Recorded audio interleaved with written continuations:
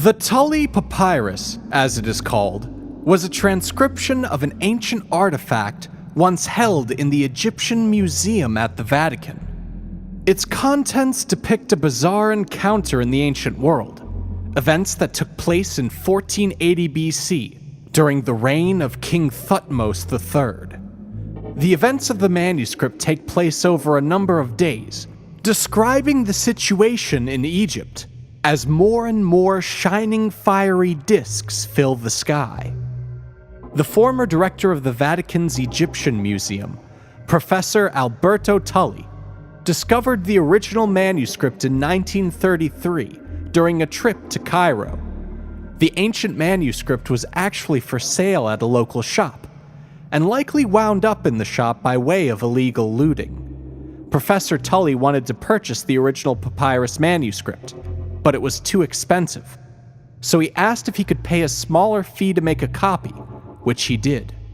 Several notable Egyptologists studied the transcript, including Prince Boris de Rachewiltz and R. Cedric Leonard. The following is the translation made by R. Cedric Leonard.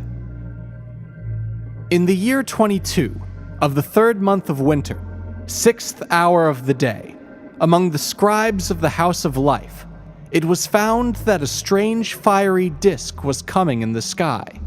It had no head. The breath of its mouth emitted a foul odor.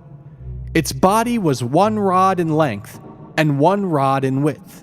It had no voice. It came toward His Majesty's house. The hearts of the scribes became confused by it, and they fell upon their bellies. They went to the king to report it. His Majesty ordered that the scrolls located in the House of Life be consulted. His Majesty meditated on all these events which were now going on. After several days had passed, they became more numerous in the sky than ever. They shined in the sky more than the brightness of the sun, and extended to the limits of the 4 pillars of heaven. Powerful was the position of the fiery discs. The army of the king looked on, with His Majesty in their midst. It was after the evening meal when the discs ascended even higher in the sky to the south. Fish and other volatiles rained down from the sky, a marvel never before known since the foundation of the country. Moreover, His Majesty called for incense to be brought to appease the heart of Amun-re, the god of the 2 lands. Moreover, it was ordered that the event be recorded for His Majesty in the Annals of the House of Life, to be remembered forever. This story fits in almost to a T with modern stories of UFO sightings.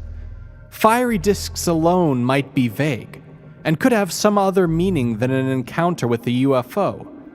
But the statement that they had no voice is worth noting.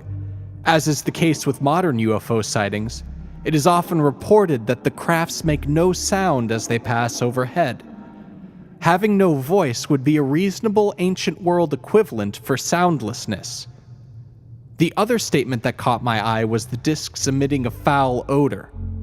In the more recent video on the Flatwoods Monster, the being and the craft that landed both emitted foul smells after they landed. Now, decades after Tully's creation of the transcription, those who doubted the authenticity of Professor Tully's transcript wanted to see his copy for themselves, but they were unable to find it. So they contacted the Vatican Museum to see if it was still located somewhere in the Egyptian section. The Vatican replied that it was no longer among the pieces in their collection. Professor Tully kept the transcription among his personal belongings at the time of his death. Professor Tully's brother inherited the transcript, but shortly thereafter, Professor Tully's brother also died. It was believed that the transcription was then inherited by one of Professor Tully's brother's 3 children, but the search was never pressed that far. Thus, Professor Tully's transcription of the original papyrus manuscript has been lost.